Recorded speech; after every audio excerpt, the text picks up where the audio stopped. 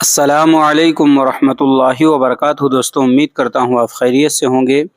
میں ہوں محمد مقصود قاسمی اور آپ دیکھ رہے ہیں باغ مدینہ یوٹیوب چینل۔ دوستوں، آج کی جو خبر ہے وہ سعودی عرب سے آ رہی ہے، اور اس کے اندر جو شخص ملوث پایا گیا ہے وہ کوئی اور نہیں ہے بلکہ ایک مسلم نام والا شخص ہے۔ اسی کے متعلق آج کی اس ویڈیو میں بات کی جائے گی کہ اس کو گرفتار کیا گیا ہے۔ آخر اس نے ایسا کیا کیا تھا جس کی وجہ سے سعودی حکومت کو یہ قدم اٹھانا پڑا ہے؟ پوری تفصیل میں آپ کے سامنے رکھوں گا، لیکن اس سے پہلے آپ سے ایک چھوٹی سی گزارش ہے، اگر پہلی بار آپ چینل پر آئے ہیں تو سبسکرائب کر لیجئے، کیونکہ سبسکرائب کرنے سے کسی کا کچھ نہیں جاتا ہے۔ تو چلیے دوستو، ویڈیو کو شروع کرتا ہوں۔ سعودی سیکورٹی فورسز نے بلاگر ضحاک تنویر کو 18 دسمبر کو اسلام مخالف مواد شائع کرنے اور مملکت کے مفادات کو نقصان دہ سرگرمیوں کے الزام میں گرفتار کیا ہے۔ ضحاک ہندوستانی صحافی ہے جو RSS اور مودی کے حامی خیالات کے لیے پہچانا جاتا ہے۔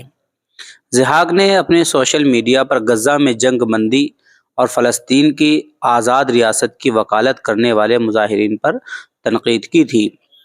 مئی 2020 کو متحدہ عرب امارات میں ایک ہندو شیپ اسٹور کیپر اور کیشیئر کو سوشل میڈیا پر اسلام مخالف بیانات دینے پر نکال دیا گیا تھا، جبکہ قطر میں بھارتی بحریہ کے 8 سابق افسران کو جاسوسی کرنے کے الزام میں سزائے موت سنائی گئی تھی، لیکن اب آخرکار فی الحال اس پر روک لگا دی گئی ہے۔